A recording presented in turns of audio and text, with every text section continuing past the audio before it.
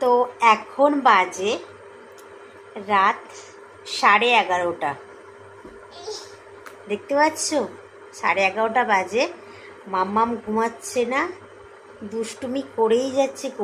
আর অরিন্দম তো বাড়িতে নেই, ও তো তারকেশ্বরে গেছে। মাম্মাম কথা বলছে, এই দেখো।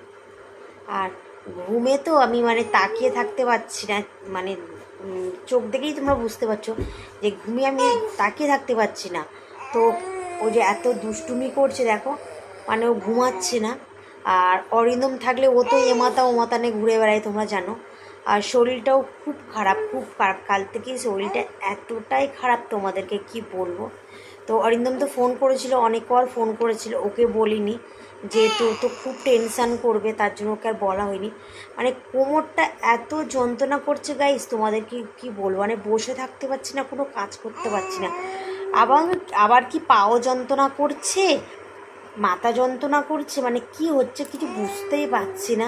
আর এইদিকে যে মাম্মামটা ঘুমাবে, মাম্মাম ঘুমালে তো আমি ঘুমাতে পারবো, মাম্মামও ঘুমাচ্ছে না। তো তোমাদেরকে কি বলবো। আর এই যে পায়ে দড়ি বেঁধে, দেখতে পাচ্ছ পায়ে দড়ি বেঁধেছি, এতটাই পা যন্ত্রণা করছে, দড়ি না বাঁধলে তো হবে না।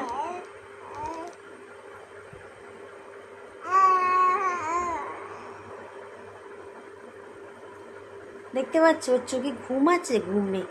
তো চলো ওকে ঘুম পাড়াই চেষ্টা করি। তো এখন তো রাত 2টো পর্যন্ত জেগে থাকবে আমার মনে হয়। কালকে জানো তো 12টার পরে ঘুমিয়েছে। আগের দিন ওই রকমই 1:20 তখন ঘুমিয়েছে। এখন এইরকমই দুষ্টুমি করছে দেখো, এত দুষ্টু হয়েছে গাইস, তোমাদেরকে কি বলবো, ভালো লাগছে না। আর দুম করে খাটে লাথি মারছে। তো চলো এখন টাটা, রাখি। আবার সকালবেলা তোমাদের সাথে কথা বলবো। আর কালকে অরিন্দম বাড়িতে আসবে, তো কী নিয়ে আসে দেখা যাক। আমাকে ফোন করেছিল যে কী নিয়ে আসবো না নিয়ে আসবো। আমি বলেছি তো মাম্মামের জন্য একটা খেলনা নিয়ে আসবে, পুতুল নিয়ে আসবে, আর কিছু আনতে হবে না। ও বলছে তোমার জন্য কিছু নিয়ে আসবো না, আমি যাকো যেটা ভালো লাগে নিয়ে এসো। দেখতে পাচ্ছ মুখ চলছে, এত দুষ্টু গাইস, তোমাদেরকে কি বলবো। তো চলো রাখি, গুড নাইট, তোমরা শুয়ে পড়ো। আবার তোমাদের সাথে সকালে একবার কথা হবে। কালকে রাত 2টো বেজে গেছে ঘুমাতে। তো এখন বাজে সকাল 7টার, ঘুম থেকেই উঠলাম। তো দেখতে পাচ্ছ আমি টলতে উঠেছি, আর একটু ঘুমালে বেশ ভালো হতো। তো হাই বন্ধুরা, গুড মর্নিং, তোমরা সবাই কেমন আছো। এই ঘুম থেকে উঠেই থাইরয়েডের ওষুধটা আমার রেগুলার খেতে হয়, তো ওষুধটা আমি খেয়ে নিয়েছি। আর অরিন্দম বাড়ি থাকলে না আমার এতটা সমস্যা হয় না গাইস। অরিন্দম বাড়ি না থাকলে না আমার এইরকমই সমস্যা হয়। মাম্মাম এত জ্বালাতন করে, তোমাদেরকে কি বলবো। তো কালকে তো অনেক রাত হয়ে গেছে, আর মা সকালবেলা ডেকে দিয়েছে, মাম্মামকে নিয়ে চলে গেছে। আর আমি ঘুম থেকে উঠলাম, চলো ব্রাশ ট্রাশ করে নিই। আর আজকে গাইস অনেক কাজ আছে, যেহেতু আজকে বার করেছি নীলের উপোস। আমি, মা, অরিন্দম 3জনেই বার করেছি। তো তার জন্য সকাল থেকে তো প্রচুর কাজ আছে। আজকে শিবকে স্নান করাতে হবে, শিবের মাথায় জল দিতে হবে, প্রচুর কাজ আছে। তো আজকে সকালবেলা কি স্নান ট্রাং করে নেবার। মাকে বলেছি বাবার জন্য তুমি ভাতটা রান্না করো, আমি একবারে ঘরটার মুছে টুচে স্নান ট্রাং করেই নিচেই নামবো, তার আগে নামবো না। তো মাম্মামকে নিয়ে চলে গেছে, আর এখনও কিছু খাইনি গাইস। আর মা বাবার জন্য ভাত বসিয়ে দিয়েছে, বাবা বলছে সব রকম ভাতে দিয়ে আমার জন্য ভাতটা বসিয়ে দাও। তো চলো স্নান ট্রাং করে নিয়ে আবার তোমাদের সাথে কথা বলছি। তো আমার স্নান ট্রাং করা কমপ্লিট হয়ে গেছে। আর এখানে আমি একটু দেখতে হচ্ছে আলতা পরছি।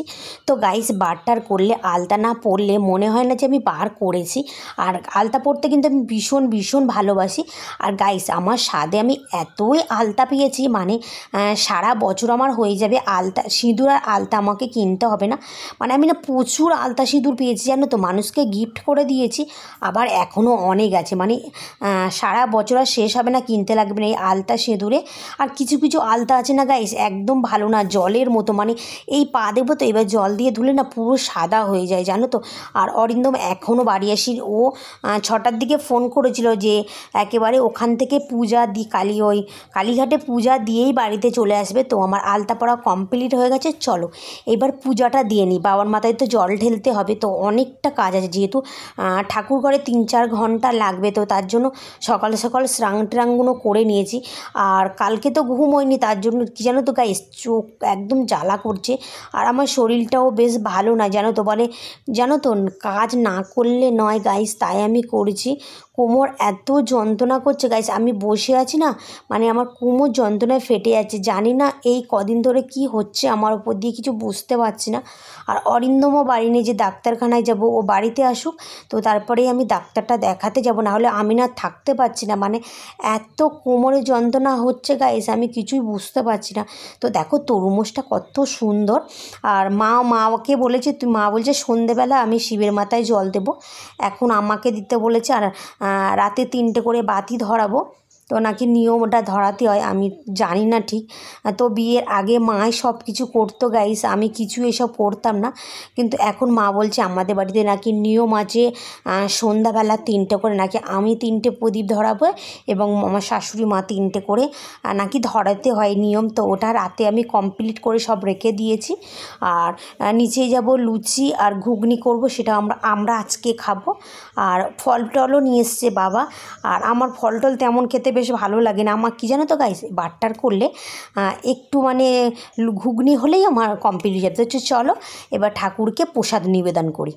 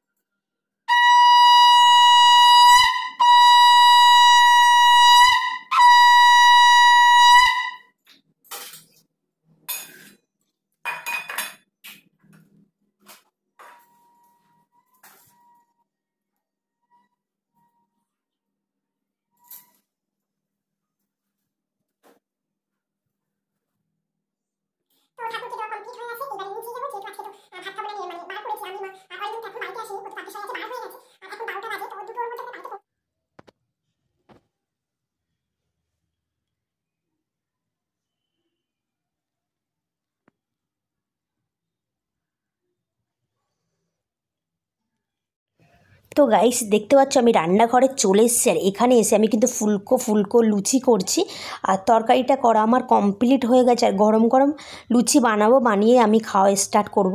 আর গাইস বাটার করলে না আমার না একদম খেতে ইচ্ছা করে না, কেন আমি সত্যিই জানি না, মানে শুধু আমার ঠান্ডা জল খেতে ইচ্ছা করে।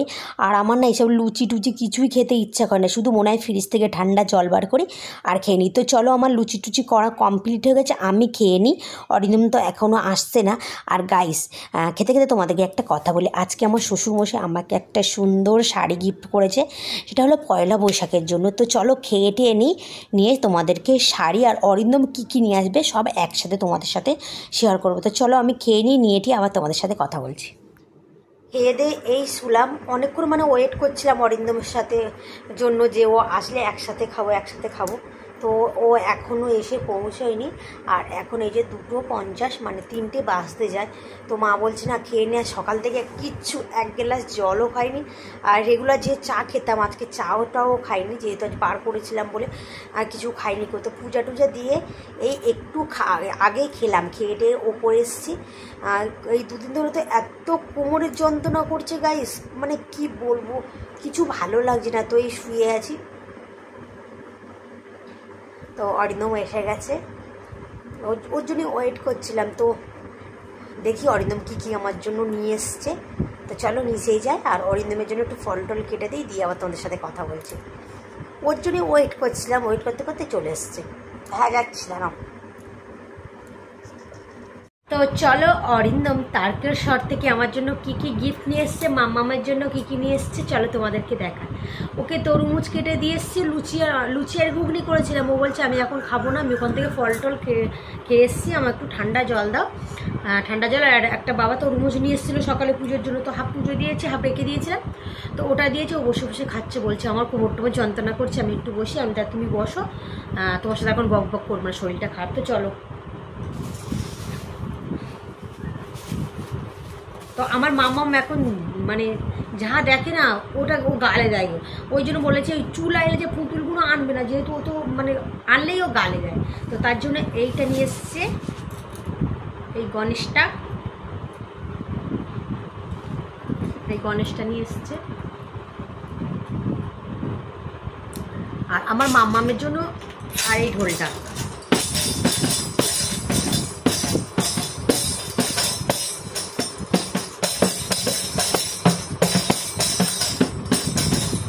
বেশ সুন্দর গাইস। তো জোরে বাজাচ্ছি না কেননা মাম্মাম ঘুমাচ্ছে, ঘুমি থেকে উঠো।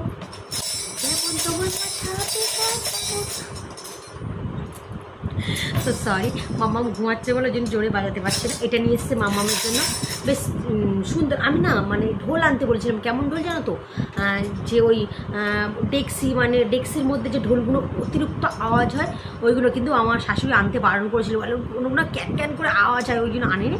এটা নিয়ে এসছে, এটা বেশ ভালো গাইজ। তো এটা আমার মাম্মাম গলায় দেবে, গলায় দিয়ে ঝুলবে, তখন মাম্মা মুঠো দেখাবো। আর আমার গোপু সোনার জন্য নিয়ে এসছে, আমার গোপু সোনার জন্য এইটা নিয়ে এসছে, করতালটা নিয়ে এসছে আমার গোপু সোনার জন্য।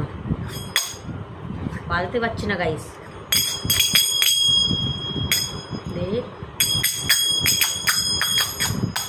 এটা নিয়ে এসছে আমার গোপুর জন্য। হ্যাঁ, আর পুতুলের মা, পুতুলকে তো তোমরা সবাই চেনো, তো পুতুলের মা এটা আমার মাম্মামের জন্য এনে দিয়েছে, ওর জেম্মা এটা এনে দিয়েছে। পুতুলের মাও গেছিলো তাই এটা এনে দিয়েছে পুতুলের মার জন্য। আর গাইজ আমার জন্য, আমি কিন্তু ওকে বলেছিলাম আমার জন্য কিছু আনবে না, আমার জন্য কিছু আনবে না, আমি ওকে বারণই করে দিয়েছিলাম। তো আমার বর আমার জন্য কোথাও গেলে খালি হাতে কিন্তু কোনোদিন আসে না। এই দেখো গাইস, 3টে নিয়ে এসছে। আর এই হারটা না গাইস আমার বেশ কিন্তু পছন্দ হয়েছে, দাঁড়াও দেখাচ্ছি। এই হারটা তো গাইস দেখো, আমার না এইরকমই ধরনের হারগুলো আমার কিন্তু বেশ লাগে পরতে।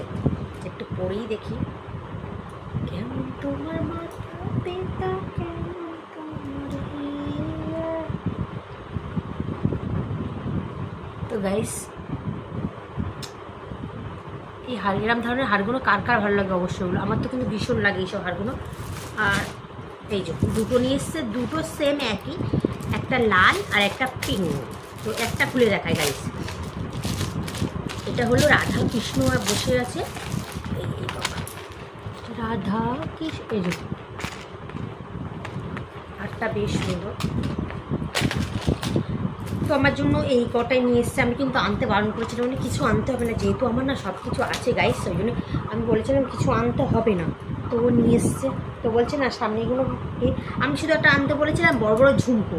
আমার তো ঝুমকো মানে এত ভালো লাগে গাইস, কী বলো, আমার অনেক ঝুমকো হয়ে গেছে, কিন্তু আমার ঝুমকোর প্রতি না একটা অন্যরকম আকর্ষণ, মানে ঝুমকো দেখলেই না আমি প্রেমে পড়ে যাই। তো চলো। হ্যাঁ গাইস, আরেকটা জিনিস তোমাদেরকে দেখানো হয়নি, পয়লা বৈশাখে আমার শ্বশুরমশাই আমাকে একটা শাড়ি দিয়েছে। এই শাড়িটা আজকে আমাকে দিয়ে গেছে, মা সকালে দিয়েছে পয়লা বৈশাখের দিন। এটা শাড়িটা হেভি লাগছে না, বেশ নরম শাড়ি, মানে আমি যে শাড়িটা পরে আছি পুরো সেই শাড়ি সেম একই। এই শাড়িটা আমার শ্বশুর মশাই আমাকে দিয়েছে। শাড়িটা বেশ সুন্দর কালার, আমার শ্বশুরের কালার, আমার শ্বশুরের কালার বলতে যাচ্ছি, আমার শ্বশুরের চয়েস কিন্তু ভীষণ ঝাক্কাস চয়েস। তো গাইস এবার আমি একটু শোবো, কেননা আমার শরীরটা একদম ভালো না গাইস, মানে সত্যি কথা বলতে কি কাজ না করলে নয় তাই করছি, কিন্তু মানে একদম এই বসে আছি গাইস, কিন্তু এই কোমরটা যন্ত্রণা করছে, বসে থাকতেই পারছি না, জানি না কি হচ্ছে, ডাক্তার দেখাতে হবে, না হলে ওই কী হচ্ছে শরীরের মধ্যে, বোধহয় বেশি দিন বাঁচবো না গাইস, মোড়ে টোড়ে যাবো কিন্তু আর বাঁচবো না, শরীরের মধ্যে যা হচ্ছে না গাইস। তো চলো আজকের মতো টাটা, বাই বাই, আবার তোমাদের সাথে কালকে দেখা হবে। মাম্মাম ঘুমাচ্ছে তাই ঢোলটা বাজাতে পারলাম না।